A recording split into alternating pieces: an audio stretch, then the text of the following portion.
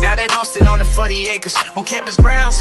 We gather round, discussing goals and dreams and life's adventures. The Texas Longhorns, they're the talk of the town. Podcast tales of the 40 acres, where we dive deep into the game day stories, from touchdowns to heartbreakers. We discuss it all, Texas Longhorns glory. There we gather round each Thursday night, talking sports, it's so alright. From football to basketball, baseball to softball, Tim Wayne and Irish, we cover it all. Sports talk is our passion, our delight. Thursday night at 8:30, we unite. We discuss the scores, the plays, the teams who might. Let's dive into the game, let's ignite.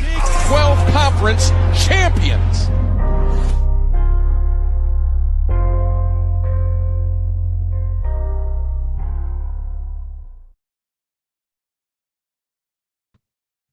Yo, what's up? What's up? We are back. The Texas Longhorn Fan Battle Podcast. Hope you guys had a good Christmas. Happy holidays for whatever you guys are celebrating. And yeah, we fall right back into it. Texas gets a big win over Clemson. It was a battle, right? It comes down to the wire. But at the end of the day, as we anticipated, Texas uses their depth and they use the strength of their team that we honestly haven't seen in a while, and they come out with two huge runs, and they finish the game 38-24. Tim, how you doing, man? How was your Christmas? Man, I am. It was chill, super chill, nothing crazy. You know, got to open some gifts, eat some ham and some turkey, and a bunch of cookies and desserts and stuff. This nice. the norm. Got to watch the Beyonce Bowl. What did you think about that? That was insane. Really, you liked it? I have never seen a more high quality football game than I've ever seen in my life. Really? Like on Netflix? Did you watch it? Yeah. whatever cameras they were using smoked the traditional cameras that we see on a regular. Yeah, I think the footage was nice. I still think they have a lot of work to do. They do got a lot of work to do, but I'm convinced that they are gonna go all in to get NFL. They're gonna Hey, if go. the NFL is part of my Netflix package, I'm all in. Whoo, because bro, first off, they have Mariah Carey and Beyonce. They completely trashed the NBA as far as ratings are concerned. You have Oh, Mariah yeah, you don't Carey. have to do much. You crashed. You got Mariah Carey. You spent the money on Mariah Carey. Then you have Beyonce come in, do a basically a Super Bowl performance Basically, at yeah. halftime of the Houston Texans game. Now, what we should be talking about is how terrible the Texans are. They're bad. Real Yeah, bad. you know why they're bad? Because the division they play in sucks. I don't think their division reflects the quality of play. That team is just bad. Yeah. That team is real bad. Yes. And the rest of the teams in that division are even worse. Well, I'm dealing with my own stuff over here as a Cowboys fan. So That's fair, bro. I'm just I just keep praying for the L's. man, I what need did y'all end up getting into yesterday? nothing, man. My parents came over. We did some gifts. We had some dinner. They left. We went to bed. Very chill. Wait, what? Well, they left and we went about our day. Very, very chill. I watched basketball all day yesterday. You watched basketball all day? Yeah, I didn't watch any. Here's the thing. I'm just not behind the whole Netflix stuff yet. We didn't watch No, the Texans game. I did torture myself through that game. listen, Is Lamar Jackson your MVP? he's got to be after yesterday. These last 3 weeks, he's got to be. Listen, Josh Allen. That's the only other guy that I think is right there. Josh Allen, you've had a great season. What Lamar Jackson did yesterday, what him and Mark Andrews have done over the past 5 weeks was a touchdown to each. Lamar Jackson has thrown a touchdown to Mark Andrews 5 weeks in a row. Yeah, that's awesome. I wish he would have done that the first 13 weeks of the season. It's crazy insane. I think it was at first, I think Josh Allen was running away with it. But now I think Lamar Jackson has caught up and surpassed him. But I also do see a little bit of, I do see a little Lamar Jackson fatigue setting in. Because he is looking very good, and the Ravens do look very good during the regular season. But it's starting to get to that early Peyton Manning's where they had that 1 year they get Peyton, they come in 13-3, 14-2. 18-1, 13-3, and they may even win the first round playoff game, but they never get past that AFC Championship. We haven't seen the Ravens in the AFC Championship in how long? It's been a while. It's been a long time. So I think, do I think he should get it? Yes, but I also understand why there is Lamar Jackson fatigue. But I think we need to wait. He's been balling. There's nothing you can do about that. Lamar Jackson is a man amongst boys. We need to wait to see what's. I think you need to wait and see what Josh Allen does this weekend. Who's Josh Allen play this weekend? The Jets. But Josh Allen's the only guy to beat the Chiefs. That's true. And he played really well too. And he also played really well against the Rams, and they won that game. They beat the Rams game was insane. The Rams didn't game. They end up beating the Lions too? The Lions dog walked them. No, they dog walked the Lions. They beat the brakes off the Lions. You're right. You're exactly right. They dog walked the Lions. They put up 40 on the Lions. Oh yeah, they put up 50 on the Lions. So I still think it's Josh Allen's all the way. And if you take a look at who he's beaten the two best teams in the league. Oh, and another thing, Lamar Jackson surpassed Michael Vick's rushing record as a quarterback in year 5. That's kind of crazy. That's insane, dude. In year 5, That's he's kinda a crazy. he was a quarterback that got drafted in 2020. It's crazy that it's only been 5 years. I feel like Lamar Jackson's been in the league forever. It seems like it, but man, dude's been balling. I just can't get over the fact that Josh Allen has beaten the 2 best teams in the league and played really well in both of them. Yeah. I mean, listen, the way he's been doing things, the way Josh Allen's been going about things, they have also been steamrolling people. It just hasn't been getting a lot of love. Like, to be Oh, yeah, completely honest, because it's Buffalo. because it's Buffalo, they really haven't been on. They haven't really been. Wait, have they been on how many primetime games have they been on? Not many. 4, Not, 5? not as many as like a Dallas or something. Like, I mean, they probably No. will be. But Well, the thing is, they both Josh and Lamar, they both got to put up eventually. This, like, I get it, it's a regular season award, but they are both, when it comes to that, like that postseason, they always run into a brick wall. For Baltimore, it can literally be anybody. For the Bills, it's always the Chiefs. It's always the Chiefs. That so one year where we thought we thought for sure Buffalo was going to beat them. Not Cincinnati. Kansas City comes back, scores a bunch of touchdowns, beats them on the last play. Remember that? They had that last minute drive. Yep. He puts it up to Travis Kelce in the back of the end zone. Touchdown. They go to the Super Bowl. I think that was the year that they ended up playing the Eagles, maybe, and they beat the Eagles. Was it the Eagles, was that the year they lost to the Patriots? Was it? No, Might that have was. been. I think Josh that was Allen currently is still the odds-on favorite by a lot, actually. okay. That's fair. Um, To me, that's as of this morning. if you had I to, think it's narrowed, but it's narrowed, but it's narrowed from 450 to 250. shit, I mean, that's a big. So if Josh Allen goes off again tomorrow or Sunday, I don't think Lamar Jackson can catch him at this point.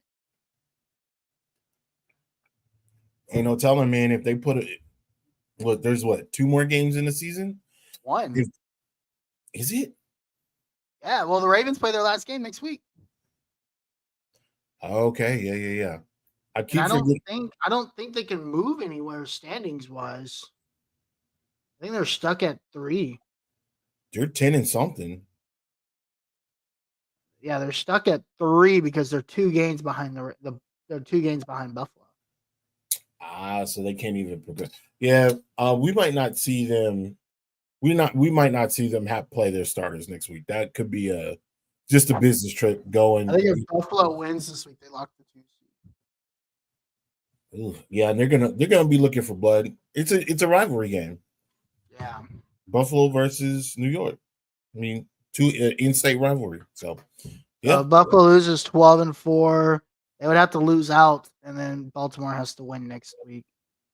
And then there might be some sort of no, because Buffalo has a better conference record too. I don't think they can catch them.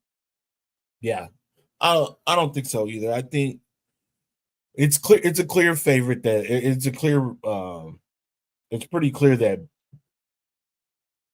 Buffalo's going to be. They're going to be the top dog, and then you'll have Kansas City, and then Baltimore.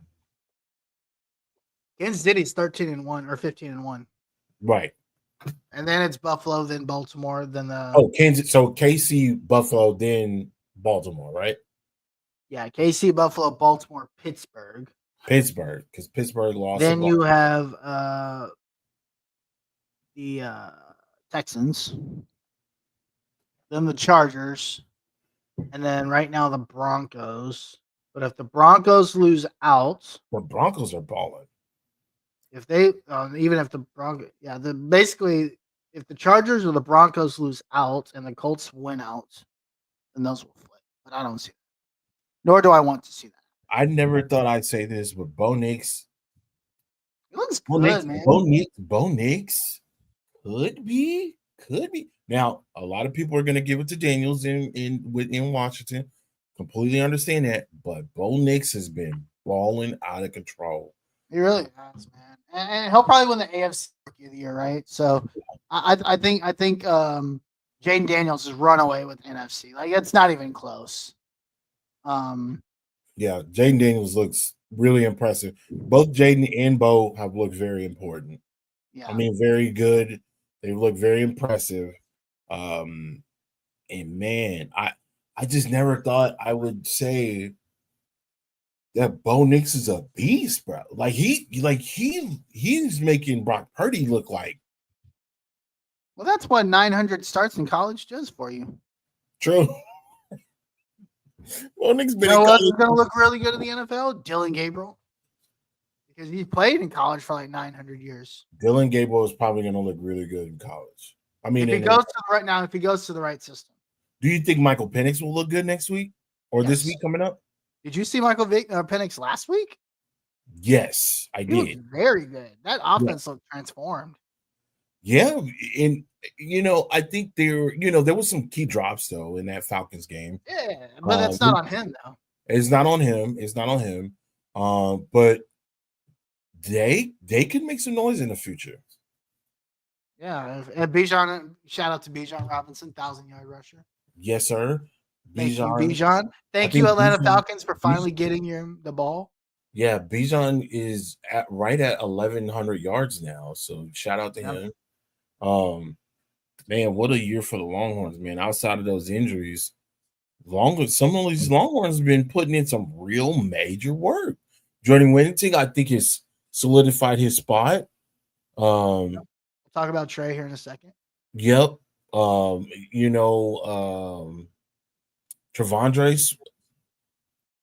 looks good. Although he did get hurt. He did? Yeah, something weird, like something in between his.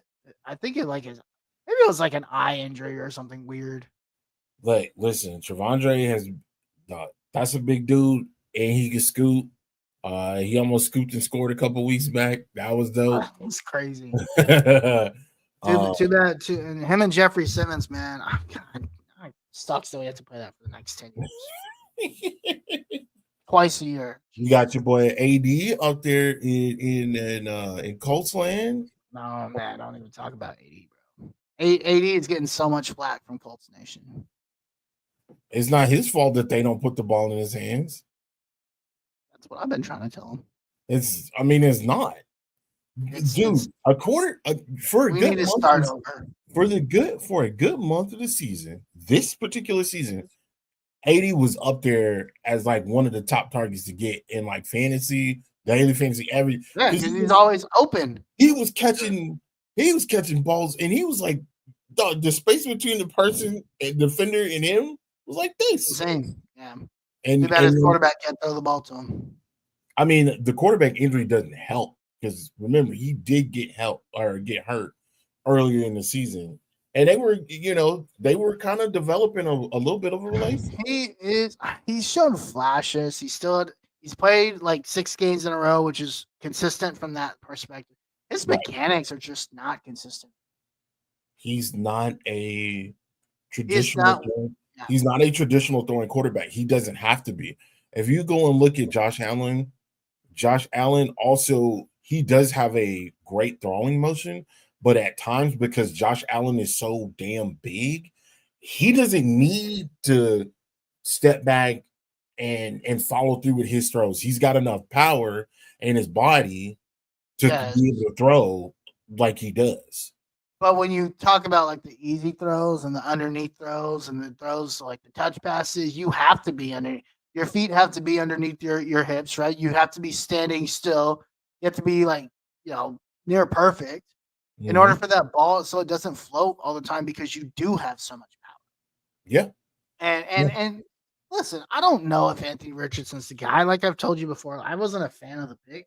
I would have traded that pick if I were the Colts. all the other years. You know who else the Colts could have had and they decided not to get? Josh Allen. Yikes.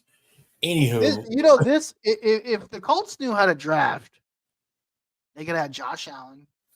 They could have had Terry McLaurin. They could have had who's the defensive end that recently came out? There's a defensive end that they could have had that was really good. But instead our stupid GM keeps telling us that 8th round, 15th round linebacker is the best. my Cowboys fumbled the biggest bag or the biggest pickup of all time. And that's drafting Aaron Rodgers. They just didn't do it. And he got picked up like a play later or a pick later. That was absolutely insane. They had an opportunity to pick TJ Watt, didn't do it. They had an opportunity to pick literally anybody that year that they drafted Maurice Claiborne. Oh, they brutal. They whiffed on that. All right. We have Kwity Paye. That dude's awesome. Kwity Paye, listen, I don't know enough about Kwity Paye to be like, yeah, he's good. No, it's terrible. We could have drafted somebody. Wasted 5 years on that guy. We could have drafted somebody other than Mozzie Smith at defensive tackle. Well, I thought Mozzie Smith was going to work out. He was undersized, though. He's super undersized. He was like, what, 295? He's like 290. Yeah, like 295, maybe around that. He's in that 300 mark, that 300 mark, but he's big against other college players. He's not offensive line. Like no. He's nowhere NFL big. Yeah, you got to be 320 plus to be able to even match up against NFL offensive linemen. Think about this. Defensive tackle. Jason Kelce at his playing weight was almost 300 pounds as a center. Yeah. And they're not like Mozzie Smith. He is lined up all over the place. Like, he plays in DT, but they'll switch up. They might go to some different type of formation. He might end up at an end, or he might be in some different type of package where he's a 5 and he might be a 3 technique. So you're going up against big old dudes. The lightest person is going to be that center. Yeah. Everybody else is bigger. Yeah. 6'6", 6 foot. Imagine him going up against Trey Williams. Oh, that's crazy. Yeah. You need freaks of nature out there. Aaron Donald is the exception. And I think that's what a lot of people think. They see those measurables. Aaron Donald was 6 foot, 295 pounds, but he could run, and he was stronger than everybody.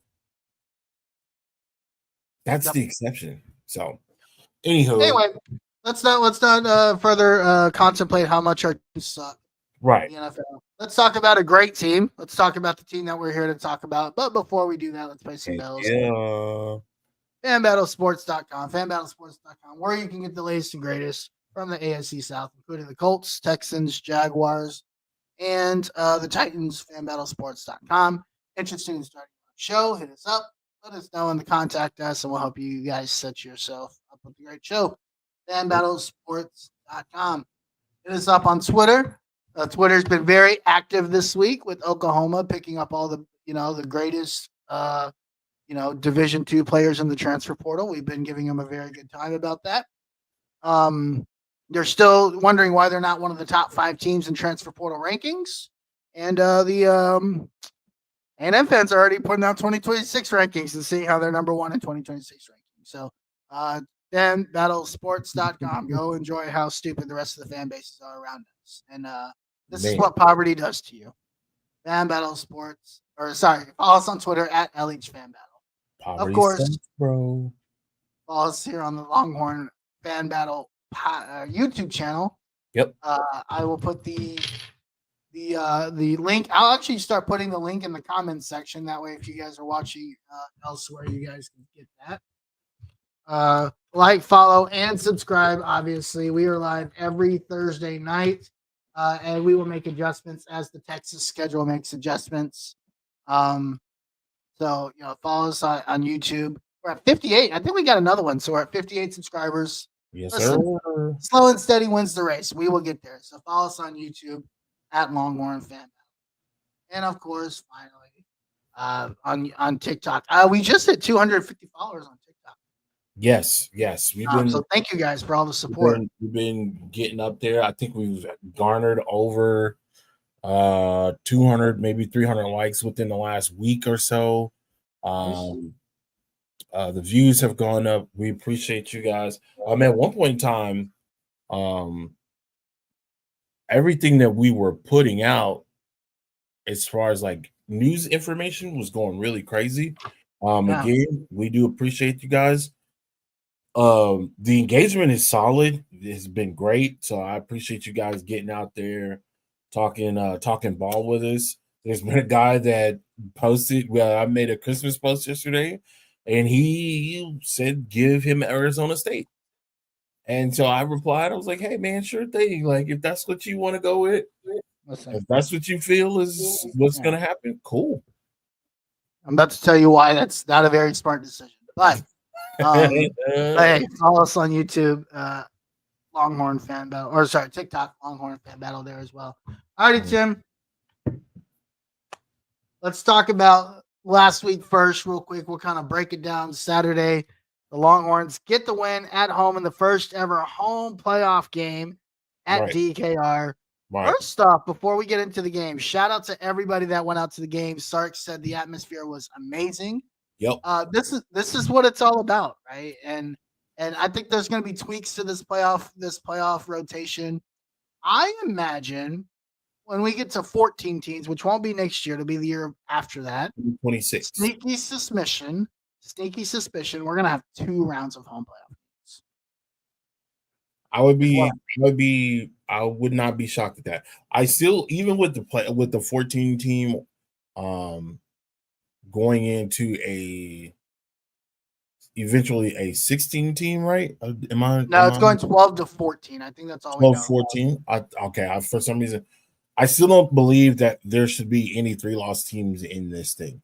And we're gonna cover this. I have some things that I would like to talk about, and I'll make them very quick, and we can kind of move on from it. But we're gonna recap what the last game against Clemson. So what are your thoughts from the game, just high level, and then we can kind of deep dive into it? Okay, so here's a couple takeaways. And I mentioned this to you during that game. Sark is getting way too cute. I need Sark to approach every game like he approaches Alabama. I don't know what it is about him in his preparation against Alabama, but it's top tier. His play calling, top tier. His everything about Sark when it came to playing against Alabama, last year and the year prior to that was damn near great. Sark basically called a perfect ball game, both games. One game, a guy just got injured. Like literally, that's the only difference between the two. I think Sark was really ready to, put the nail in the coffin against Alabama when they were at home against Texas a couple years ago. But unfortunately that the circumstances where it came out different. So but yeah, he's getting a little bit too cute for me.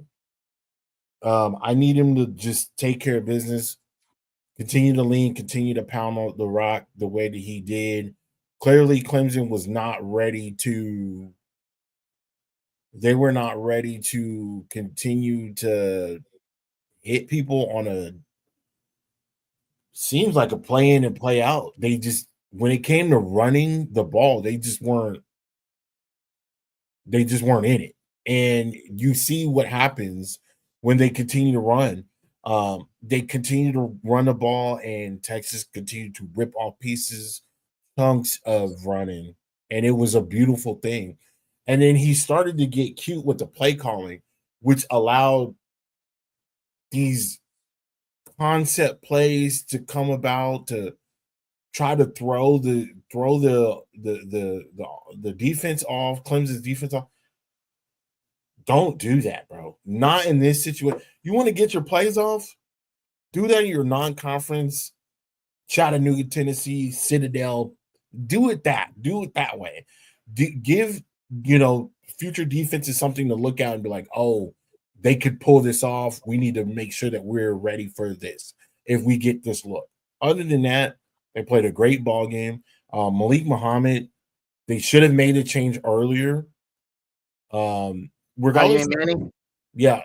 Oh yeah, Malik. Yeah, Manny Malik. So my bad. I was Murphy.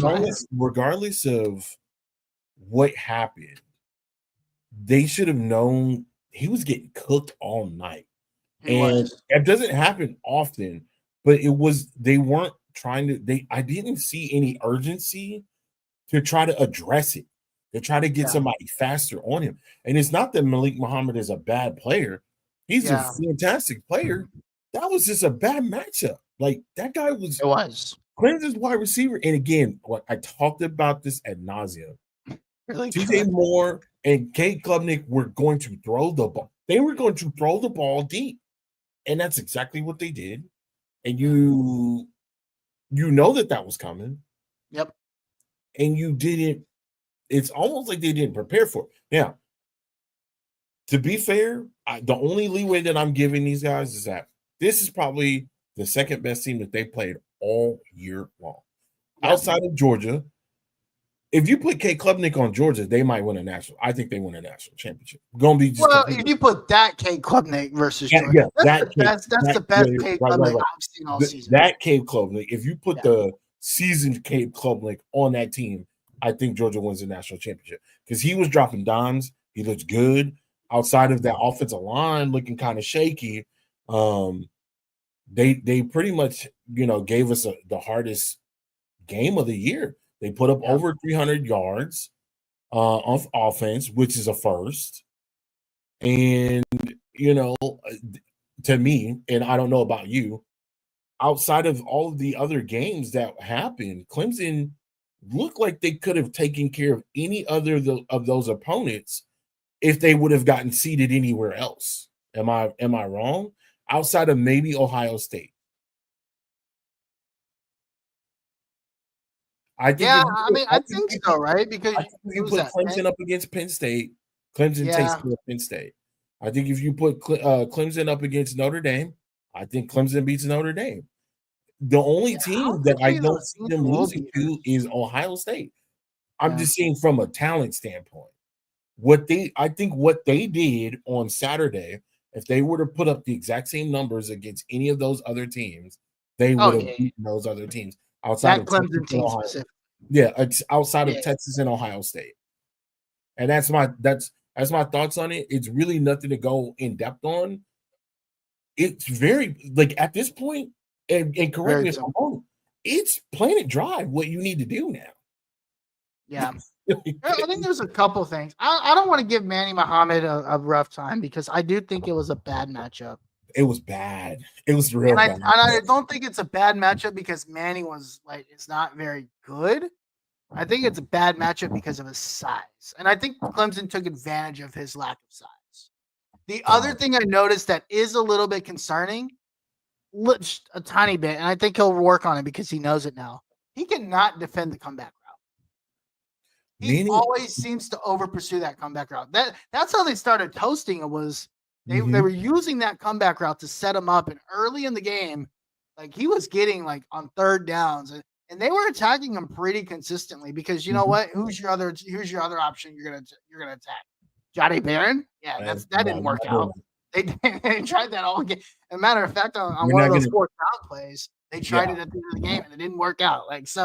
Michael Taft was killing people, literally taking people's heads off. The one play that stuck out to me was the wheel route for the touchdown. People want to blame Michael Taft. That's David Benda, man. David Benda starts. He also gets off late, right? Mm-hmm. he sees the running back hit that little wheel. It's not even a wheel route. It was like a seam route essentially, right? And then you kind of leave Chaff on an island. Chaff either gets the tight end or he gets the halfback, and he picks the Yeah, tight end. there was a breakdown in coverage, with Yeah, that. and I think that's on David Benda. And if that breakdown doesn't happen, you probably either defend it or there's a sack or maybe an opportunity for an interception. I Listen, wonder, Kate I Klubnik wonder, did I wonder crazy who the job. play caller was in that perspective, because you could definitely see It's just Michael like Pass has a bunch of confusion. Linebacker comes down on the play, once up under the underneath route. That definitely leaves a wide open hole. Kate Klubnik's no slouch. He's gonna put that ball over that right. linebacker and put that ball in the end zone. Yeah, That's normal. that's That's simple. that's Yeah, what anybody would do. Like that, I, but I think the saving grace to it all, right? Kate Klubnik goes, 26 to 43, 336, 3 touchdowns and an interception, right. and they still only put up 21 points. I They think that's were that's not. the crazy part. So that's a bend not break, and that's still really good. That's a bend not break Texas defense. Listen, And Texas, they still only Texas, allowed 24. Texas was super impressive. There was a couple of drives where there was a fourth down attempts, and they were able to put their foot in the ground and Yeah, secure the tackle and get off the field. yeah, Um, they really were. that was really really Also, awesome. also, I please stop running down the middle on the goal line against this Texas defense. I don't don't know run. what they were thinking. Yeah, I hope people watch the film. Now, you're not, shout out to Sark, Billy No, Norton, that some of these guys that they picked up in the portal, like that were like not like grade A additions, but like value additions. That's why they picked these types of guys up. dude, the amount of penetration that they got on that goal line defensive stronghold Crazy. was insane. And it's like you've seen this before. They did it against A&M. They did Yeah. it against A&M. Don't know what happened against Georgia. That's crazy, I think man. that was again, they just you goofed it, right? Yeah, they definitely goofed it. But to sit up there and say, "Oh, okay, we're at the 2, we're at the 1. Let's try to punch this in right up the gut." Clearly, they didn't Not gonna want to happen. feel that, because Yeah. that was insane. But yeah, outside of the Malik Muhammad thing, and look, Malik Muhammad is a tall cornerback. He's 6 foot. DJ Moore is 6'3". 6'6". Well, six He's three. I think they had a tight end that's like 6'6". Like insane height. Like they got, Listen, yeah, Clemson's gonna be really good next year. If yeah, that's they're the gonna way, be if that Cade Klubnik continues to play like that, Clemson's going to be one of the top dogs next year. mm-hmm. And I truly believe that. What did you have any takeaways as of Shout out to watching? the offensive line. Gooseby is a goon. Dog. Gooseby He is a goon. he's a dog, man. He's a Gooseby was goon. excellent. He Connor, was over to right tackle, bro. yeah. He can play both. He can both play both tackles. Actually, I wanted to check. I think Gooseby graded out as one of the best offensive linemen last week, if I remember correctly. To me, Connor Robinson had to come in, I believe, and then they had to also bring in a couple of other guys. yeah, Jake Powers. That one kind of scared me. Not gonna lie. Jake Majors was kind of Majors, not Powers. scary for a little bit. Hold on, I'm trying to Dude, get that blind side on that last drive going. yeah. I was like, bro, that now again, if this was 7-8 years ago, he gets away with that. It's that's where the term keep your head on a swivel comes from, is when the ball gets turned over, people will begin to crack back and peel back and try to take out blockers, wide receivers, anybody that can get Anybody their that's hands on the anybody. ball. They're going to try to peel back. Of course, they changed that. They want to make the game safer. And the reason why they want to make the game safer is because of those concussions that do come with those. It is some nasty stuff that happens, or that used to happen back in the day when you were playing football at those periods of times.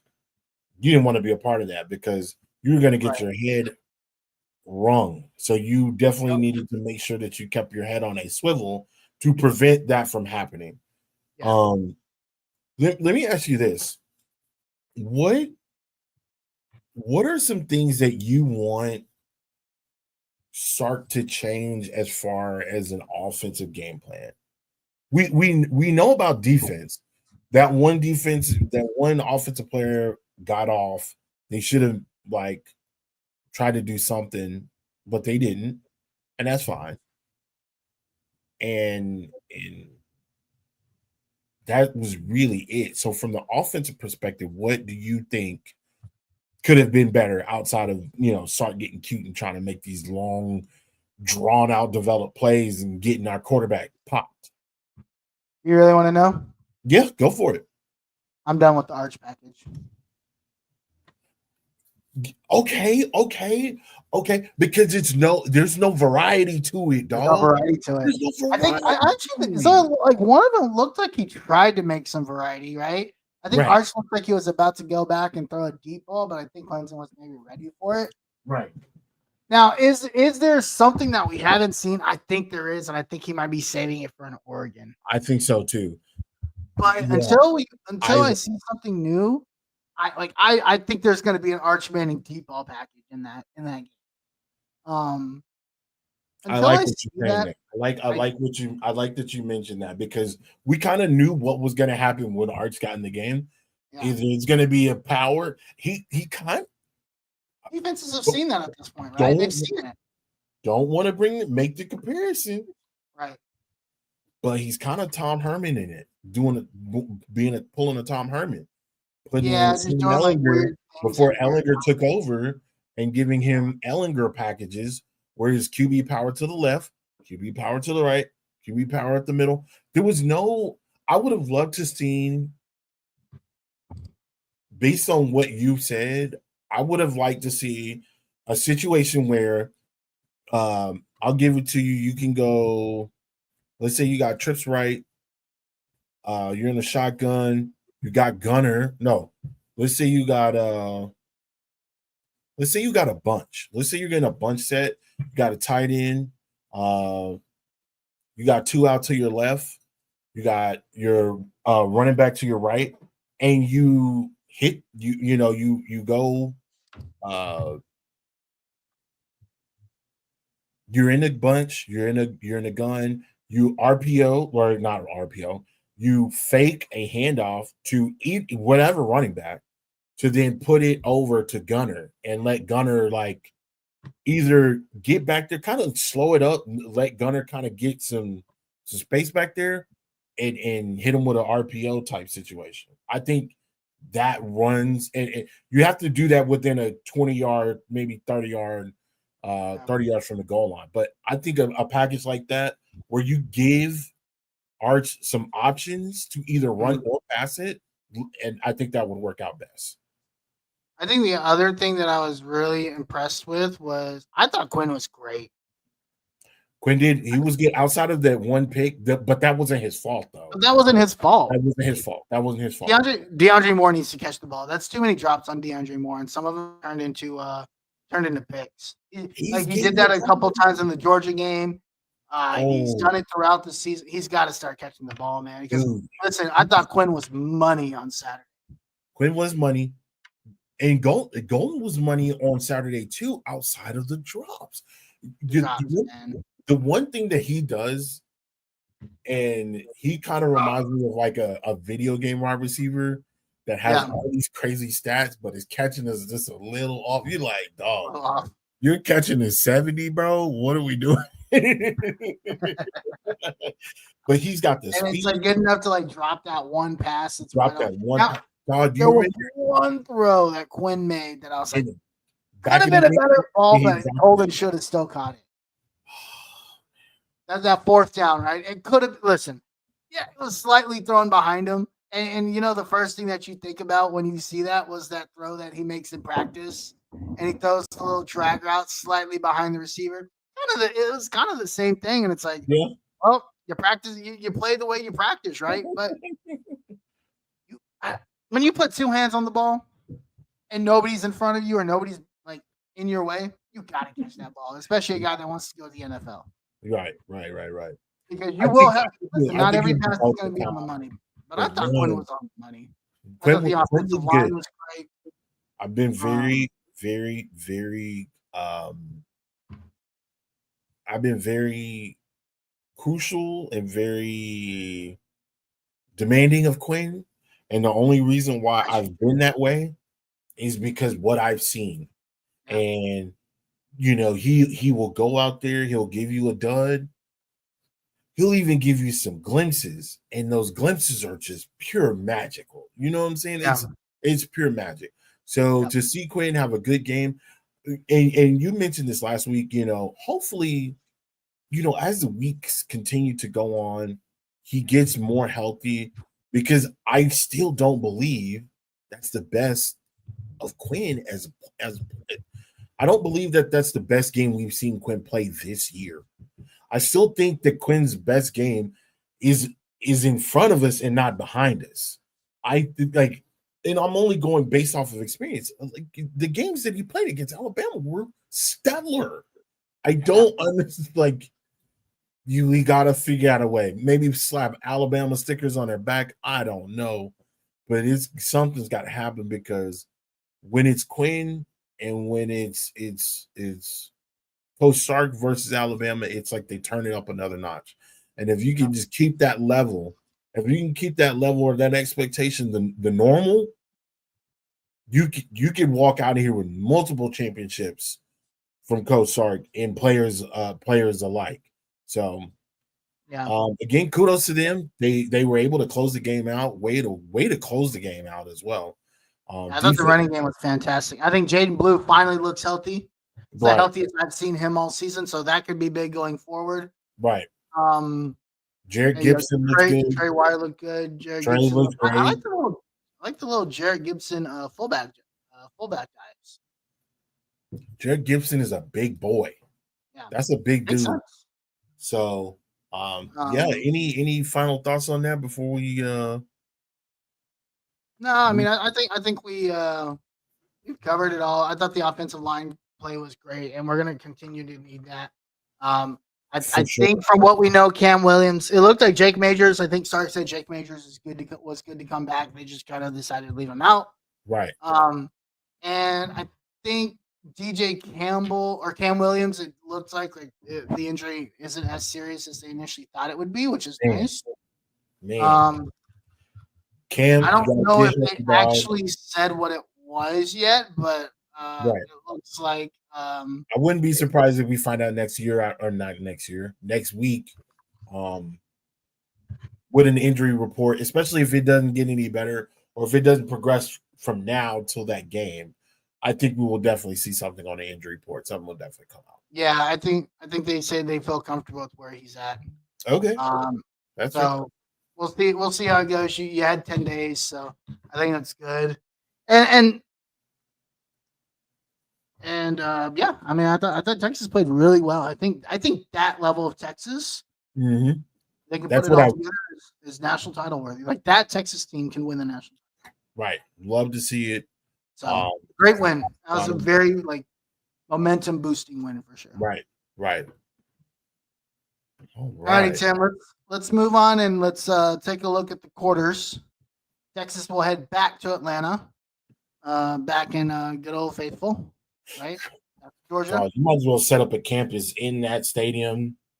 Free Bevo, you know what I'm saying? Free my dog Bevo. Yeah. They're not trying to let Bevo and Mercedes-Benz Stadium.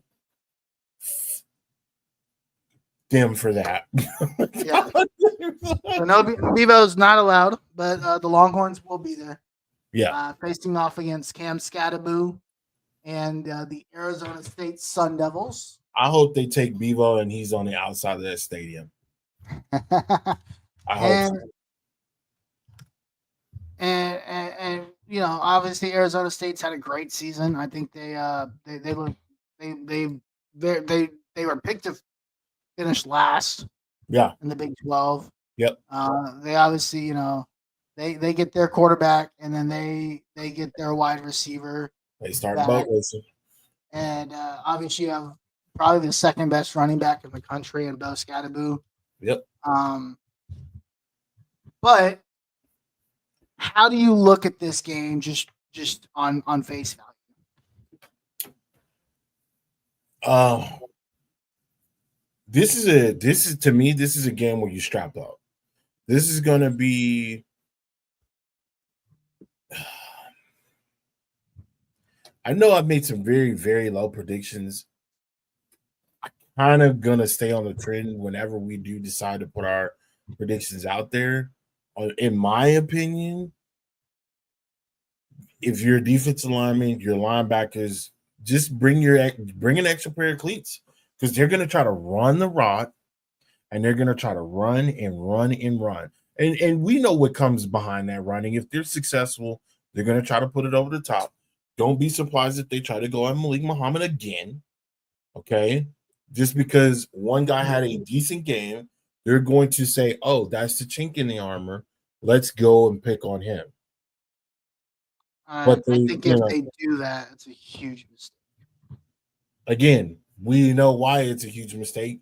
You got All-Americans back there. You got a Thorpe Award winner back there. You got two, even three of the top defensive backs in the country back there. So you don't want to do that, but I believe that's what is going to happen, especially if Arizona State's running game is effective at any point. I could see them trying to put it over the top. You're going to try to. Sam Levitt's also a running threat, right? He is a dual threat quarterback, so you do have to keep an eye out for the options because they will try to throw Texas off the map. My problem and my concern is that Arizona State offense. So I found their roster. Is what? My concern for Arizona State is their offensive line. Oh, okay. Yeah, they got a good team, man. They have a good team, but they don't have offensive linemen like Texas has. No. They don't have defensive line. They don't have a defensive line or backs, like Texas does. Listen, they don't have the trenches like Texas does. Like let's start with their defensive line. I'm looking at their defensive line right now. They have a defensive lineman that's 6'4", 240. Right. Jamon Tapp, former Longhorn, 6'3", 260. Vince Dorba, former Longhorn, 6'2", 240. Speaking of that, they have given Texas all the bulletin board material they need to go in to handle business. I mean, even the guy that talks a lot, Zach Swanson, who thought he deserved a spot on this roster, 6'4", 290. Like, this is a small offensive. This is a Big 12 defensive line. It is a very small defensive line, and I just think 6'4" is pretty good. 6'4" is pretty good. I'm not saying everybody doesn't need to be 300 pounds to be effective. The thing of it is that Texas' offensive line is just that much bigger. I'm a 6 foot, 300 plus pound man. I've seen Gooseby in the same building. We were in the same room as this. Yeah, that's right. And he made me feel small. And there's been points in my life where I've never felt small. I've never known what that's like to feel small.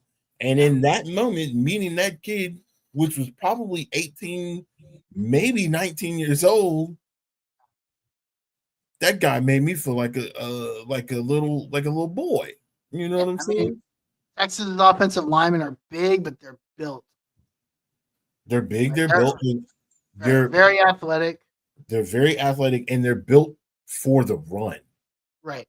They move people off the blocks when they're not Georgia. They move people off the blocks. Except Georgia. Yeah. Yeah, except Georgia. And they've been able to run it successfully against every single Listen, Bo Scatterbo is the second best running back in the country. Bo Scatterbo had 50 yards against Texas State. Let's be honest. He had 50 yards against who? Texas State. Really? Yeah. It was like 50, 54, 56. I'm pretty sure it was like 54, 56. Okay. Check. He was not very good. And we know Texas State is not a big team, right? Right. Obviously they're just now getting they're in their third year in the FBS. So in a game they won only by 3 points. Bo Scatterbo, 60 yards, sorry. 24 carries, 62 yards. That's interesting. statistically, they have not been the greatest football team. I think they're ranked 70th in pass defense. Again, if Sark can put something in the air early, would be really, really good. I think the way Texas came out against Clemson, they didn't necessarily score on the And score very first, first right? play because they didn't get the ball first. Clemson got the ball first. Clemson had a good 7-8 play drive, was able to pull it in the end zone, and then Texas came back and responded. But the way Easily. Texas responded was it was so quick and so impressive. I said, "Oh, okay, I see what type of time we're on." If we get in a shootout, I think we'll be fine. The Yeah. fact that Texas defense was able to slow down Clemson was a great thing. So Well, they had him on a box for most of the game, and I think some of that is also predicated to Texas just letting up defensively too. right, And so I imagine something like that, but then I also imagine Texas putting the woodshed to them. They just don't. It doesn't matter. They just don't match up on the D. This is not a good matchup. numbers wise, no, it's not a good matchup. It's absolutely it's pretty bad. And when you have something like that, styles make fights, man. Like Yeah. Georgia, There you go. Styles make fights. styles And make this fights. style. Georgia is built to handle a Texas. That's Yeah. just what it is. Texas is built, have built their defense and they have built their offense to stop a multitude of people. Yeah. Texas You can know, win in many ways.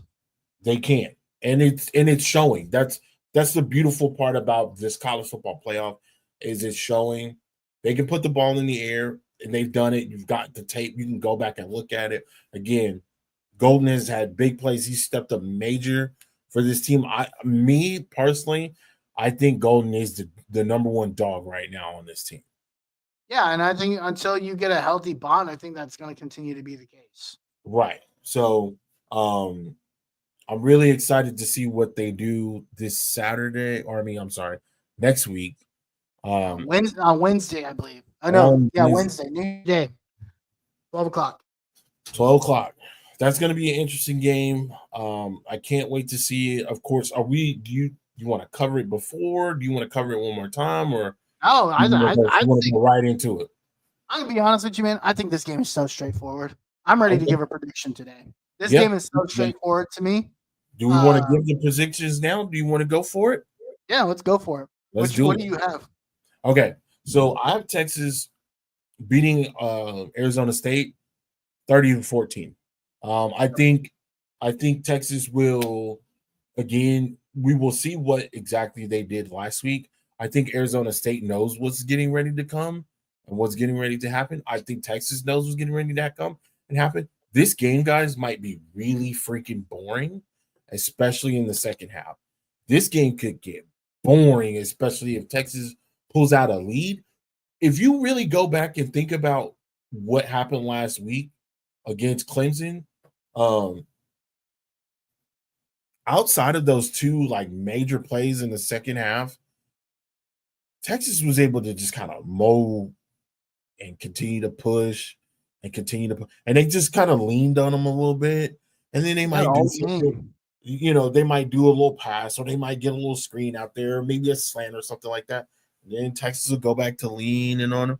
And that's what I think you have to continue to do against teams like Arizona State, against teams like Clemson. You got to just wear them out. Just wear. Just might have to do that if you face an Oregon in the future and Ohio State. I definitely think that's what you got to do. I think this is the most seamless transition of change that we've seen in a football season in a while. I think about the Chance Mock, Vince Young type situation where Chance goes down. Fortunately, due to injury, they go over to Vince, and it's just completely the offense is completely different. I think this is along the same lines. At the beginning of the year, it was a lot of the games. Texas airing the ball out. Oh, Isaiah Bond, Gold and all. They were getting the numbers, and then next thing you know, Quinn goes down, and you kind of see a change after that Florida game. Yeah. And after that Florida game, you start to see Texas kind of leaning a little bit, starting to run the rock a little bit. They starting to run the block a little bit more. They starting, and then in that time frame, it was really Trey and Gibson really being that guy, being those guys because Blue had gotten hurt and Blue ran into some issues. So it's like, man, you got this young backfield. You got these two young guys out here running a rock, looking real good. Man, I'm 30-14. That second half is going to be absolutely boring for guys. If you're not a football enthusiast, you ain't gonna want to watch this game. That to me, that is not going to be the thing you do. I don't see Sark just out there throwing it around. Not like that. I think he knows. I think he's found it. I think he understands, like, we need to run the rock in order to be great. And we can do it here. And I think he's going to be able to do it easily against Arizona State. I don't see them putting up any push. I have Texas winning 45-10. 45 to what? 10. Here's the thing, and hear me out.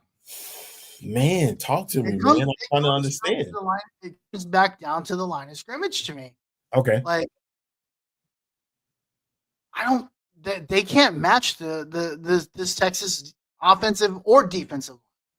They're just too small. Right. And you know what?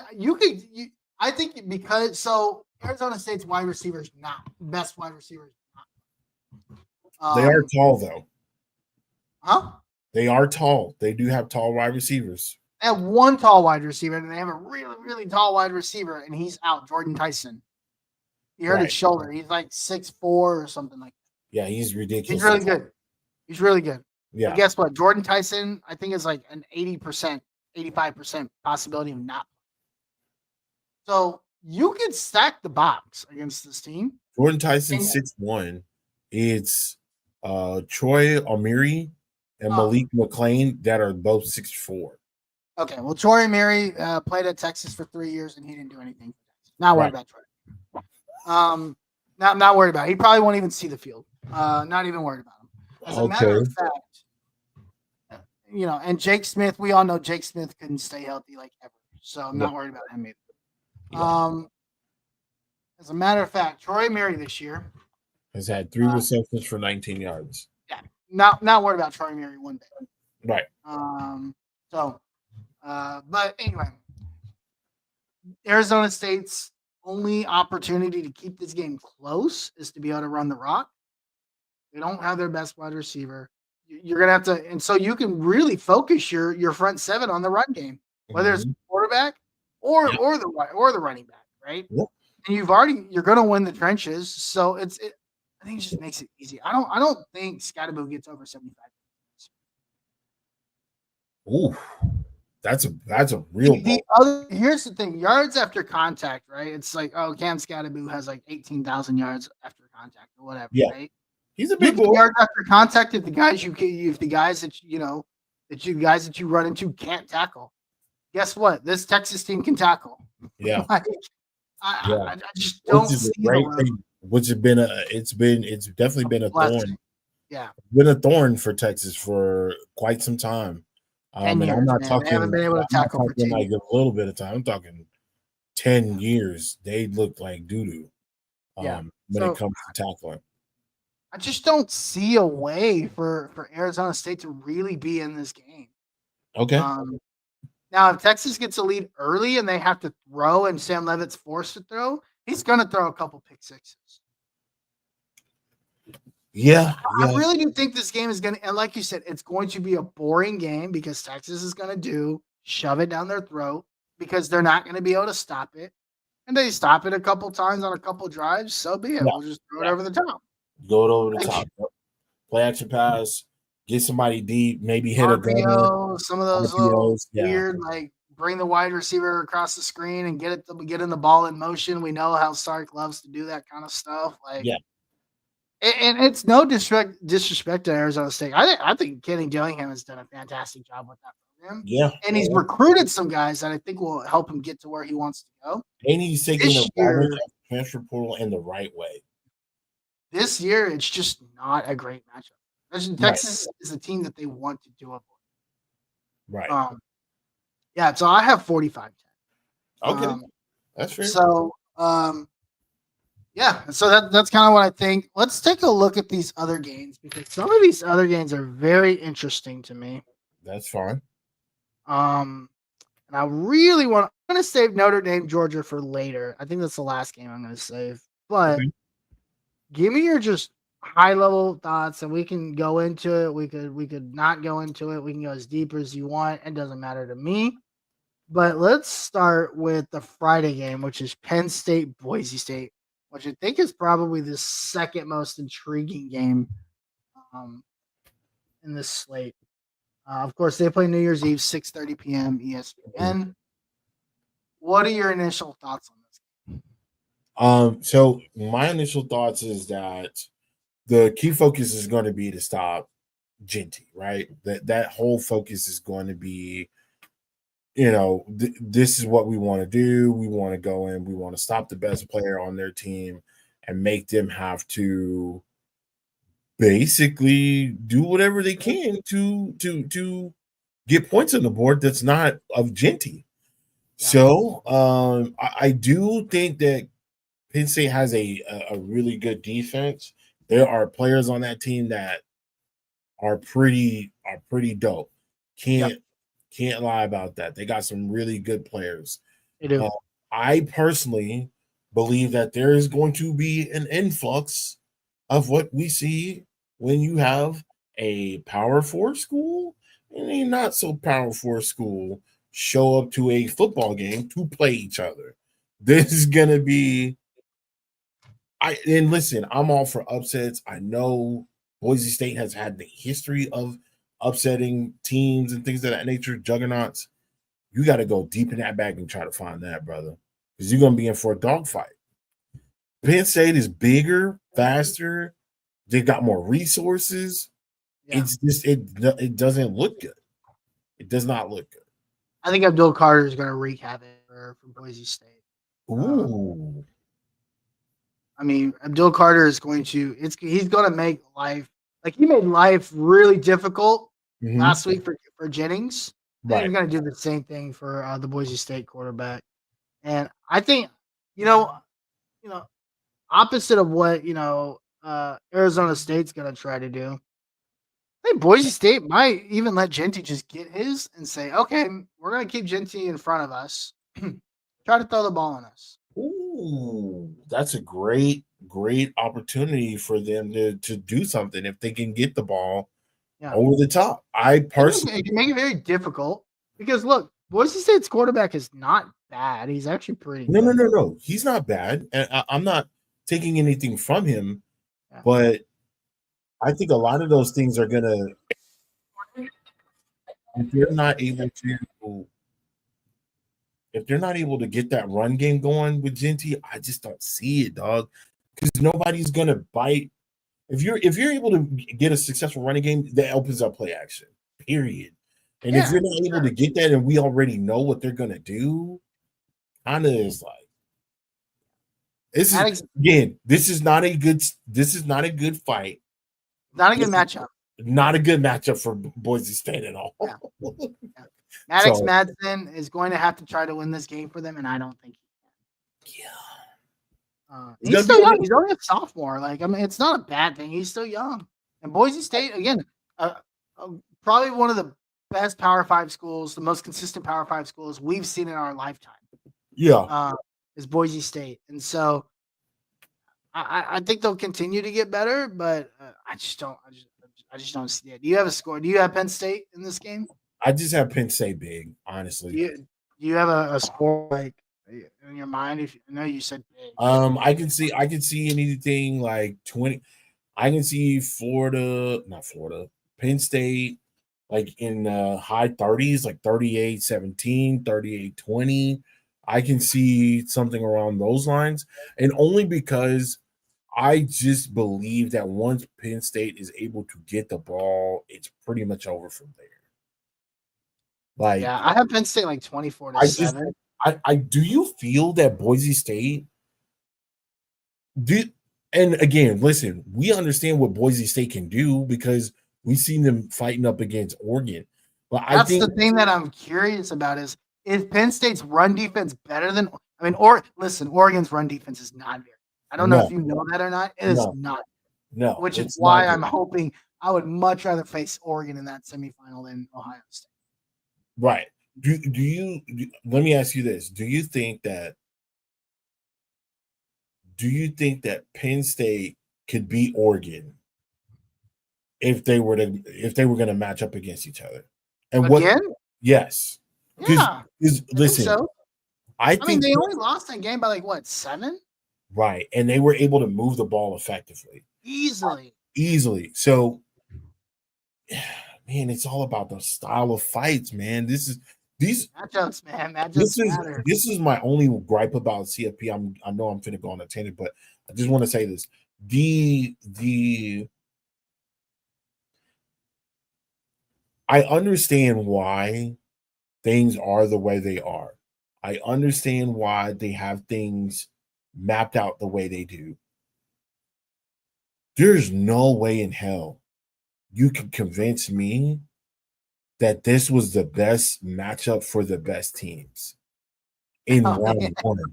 It was not, dog. no. It wasn't. This was bad.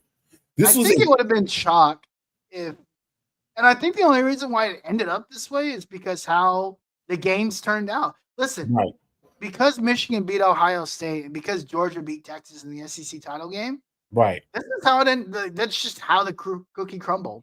right. Like even if they were to make Ohio State the 6th seed, right? They'd still have to go through Oregon at some point. It should okay, so this is just what I think should have happened. And then we can move on from this. It should have been SMU. It shouldn't have been SMU. It should have been SMU versus Indiana. It should have been Penn State versus Notre Dame. It should have been That would have been wild. it should have been Texas versus Tennessee, and it should have been Clemson versus Ohio State. After looking at what happens, if you look at those matchups, Those are good matchups. those are good matchups. Those Yeah, are I good guess the only gripe would be your SMU versus Indiana. SMU. Yeah, Arizona. No, not Arizona State. SMU, that first round matchup. Yeah, it would be SMU versus Indiana in the first round. Yeah, that would have been, and then one of those teams would go on to face like what? One of those, They'd get wiped in the quarterfinals. Then when we're talking about, man, this is the quarterfinals, and this team is getting. So I think there's like an ounce of like the matchups need to get better as we get deeper. right. This is, And and I I think don't, that's what it was. and that's why I was saying to circle back. That's why I don't believe that going back and adding more teams to this playoff makes it any better. I think what they need to do is get rid of conference championships, guarantee a bye. What they I'm need to starting do to is hear that. conference. I cannot agree with that. You cannot take that conference championship game away. You don't take it away. I think your conference championship should be an automatic bid, Oh, okay. but it doesn't mean you should get a bye. Okay, that's fair. Okay. Like SMU should not have been guaranteed a bye just because they or Clemson. SMU should have not been guaranteed. Or sorry, Boise State as a G5 school should not have been the 3rd seed just because they won the 3rd highest conference champion. Could they have gotten a home game then? Yeah, I mean they can get a home game. Okay. I can get down with that. But you're telling me Boise State deserved a bye over Texas? No. You're telling me Boise State deserved a bye? Arizona State deserved a bye over Texas? Texas was the first, second, or third best team in the nation all year. Right. And they had to play in the first round. Ohio State was the first, second, or third best team in the nation. Like the 4 byes should have been Georgia, Oregon, Texas, and Ohio State. Those should have been the 4 buys. Ooh. And then those other teams basically battled it out to get to those teams. Come play the 4 best teams in the nation. And then, Okay. hey, if you beat us in the quarterfinals, so be it, right?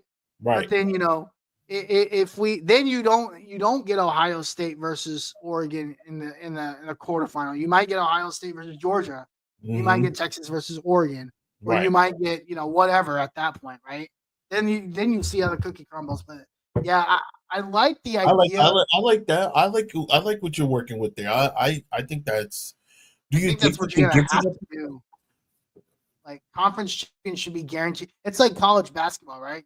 College basketball conference champions are guaranteed a bid. Guaranteed They bid. get in, right? But they're not like Canisius isn't gonna go win the You can win South the SEC. Atlantic You can win the SEC and get a 7 seed. Right. So, all right. Harvard's not getting a 4 seed because they won the Ivy League. Right. Facts. You know what I mean? Yeah. So, Okay. I think that's kind of what they'll eventually get to. Okay. So you have Penn State pretty high. I have Penn State 24-7. Okay. I think Jinty gets a lot of yards. I just don't think they score a lot of points. Yeah, I just don't see it working out for him in the long run. If they're able to keep the defense off, if they're able to keep Penn State off the field, though, I'm all for that. If they're able to keep Penn State off the field, I think they would have a better chance. It's not like Penn State's offense is deadly, right? Drew Aller sucks. That offense is not very good, which is why I had 24-7. But I do think they'll be able to run the ball. Yeah, Drew Aller. People like to talk about Quinn Ewers being a dud. Drew Aller is the definition of. Drew Aller has put the ball in some terrible places, and he's been the most effective passer. All right, what do you want to tackle next? Because both of these are heavyweight matchups.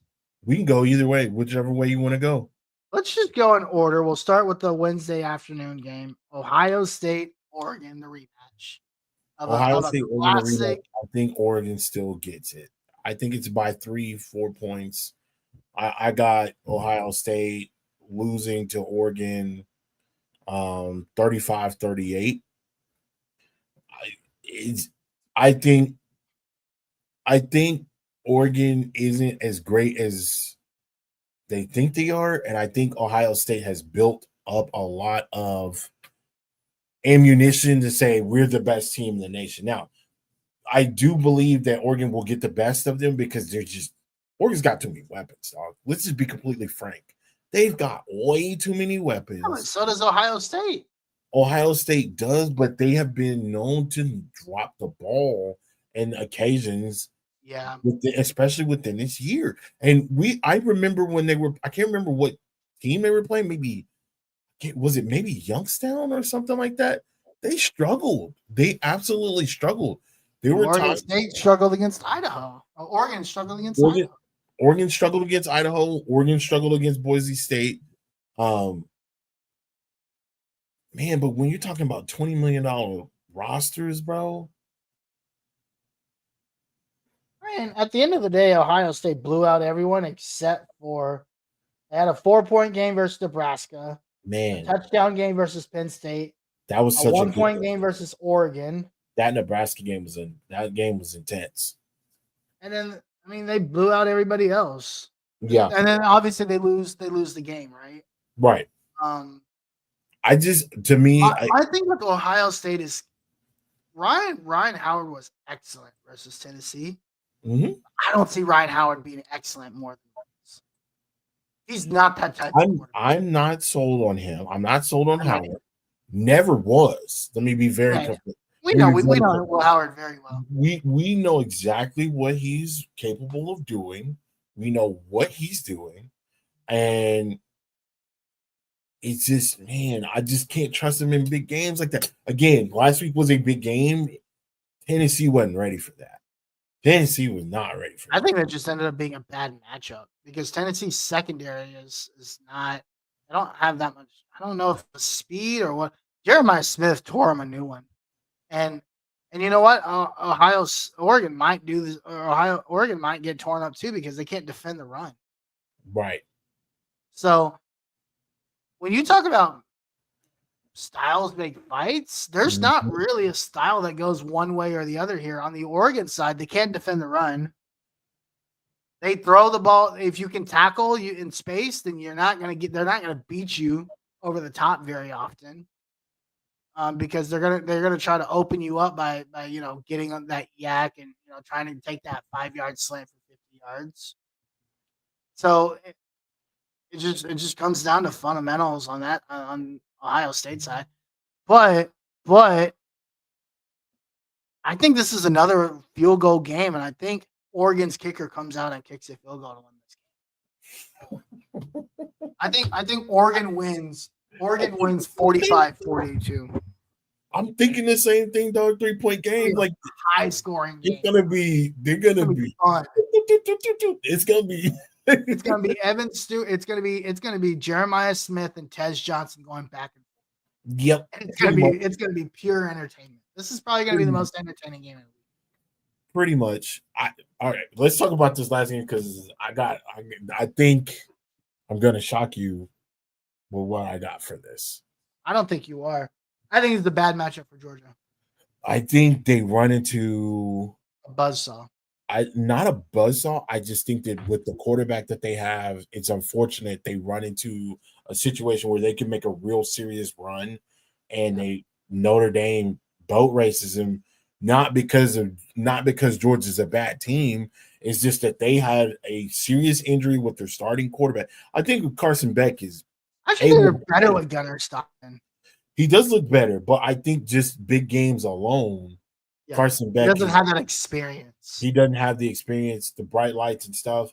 Yeah. Just the big game atmosphere. I think that you run into a situation where Gunnar could be in a deer in the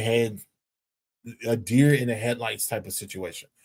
Yeah. Forget the SEC. The SEC championship is different from the college football playoff. I think we need to look at this differently. We have to take this in differently. This is a win or go home situation. Regardless of what happened between Texas and Georgia, we both had a great feeling that they were both going to be in the playoff. Yeah. Now, would it worked against Georgia to lose that third game? No. It would not have worked against them in that manner. But this is a little bit different. Yeah, no. I still think I think Georgia would have been the 5 seed and they would have bull rushed for the top half of the bracket. They'd be doing what Texas is doing. You know what I'm saying? So I personally believe that Notre Dame wins this. I think it's close. But I'm saying 24-17 Notre Dame. I think Notre Dame wins this, and I think Notre Dame wins this because Riley Leonard runs all over them, all over Georgia. Because Georgia can't stop a scrambling quarterback for anything. And I think Notre Dame wins this 24-14. Ooh, 24-14. Okay. I mean, it's basically the same thing. It's in the ballpark. We're in the ballparks. Yeah. But yeah, this one, oh man. I think Gunnar will have I think Gunnar will play good. I just don't think it will be good enough to beat Notre Dame. Here's why. I think Gunnar will be able to run. I think he's gonna throw. I don't think he's gonna be able to just put the ball in the air like that. Well, one, because his wide receivers can't catch, so even if he does, they're gonna drop. He does have receivers that drop the ball, and they are, I think they're number one in the entire, not in just a playoff, but just in the nation in leading in drops. They've had so many. It's like either them or Texas. I don't know. I can't remember, but I want to say that one of those fun facts is that Georgia leads the nation in drops when it comes to their wide receiving core. So that's not necessarily good. You want to be able to establish a rhythm with the quarterback. The best way you do that, especially a young quarterback, you got to catch the ball. Yeah. But I think he'll be able to make some. I think he'll be able to make some plays with his feet and keep them in it. But I just don't. I can't see them winning this. That's a really that's going to be a dogfight. Yeah. That's going to be a dogfight. Like, those are two very good defenses going up against. Yeah. Like, Yeah. It's going to be a low scoring, like, kind of like the SEC champion, 22-19. Like, it's going to be something like that. Right. So, all righty, Tim. So that predicts us to set up matchups of Oregon, Texas, in the semifinals in Dallas. Yep. Thank you, CFP committee. We really appreciate that. Yes, sir. That's a home game no matter what, because Oregon is damn near the University of Texas and Oregon.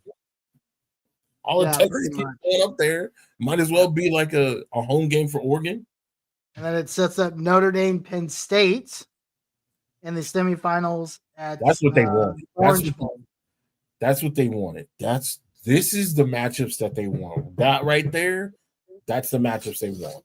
They want some old school blue bloods just battling it out. Oregon's not a blue blood, though. Oregon's not a blue blood, but if you got 3 of the 8, yeah, that's true. Texas, Penn State, Ohio State. Texas, Penn State, and Notre Dame.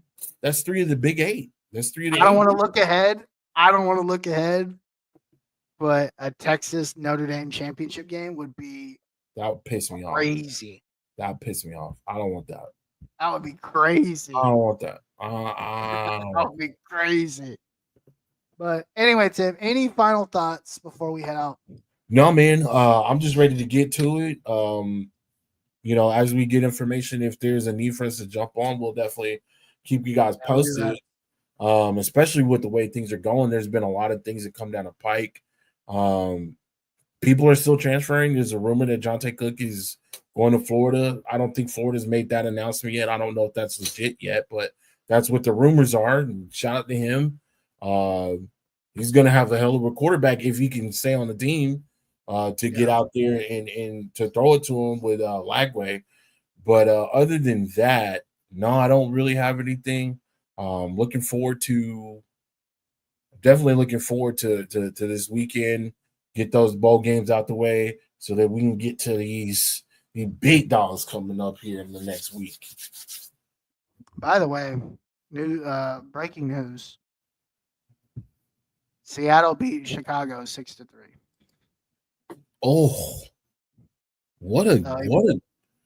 If you were really bored on a Thursday night, you probably fell asleep by now if you watched. Is that the last Thursday night game of the year?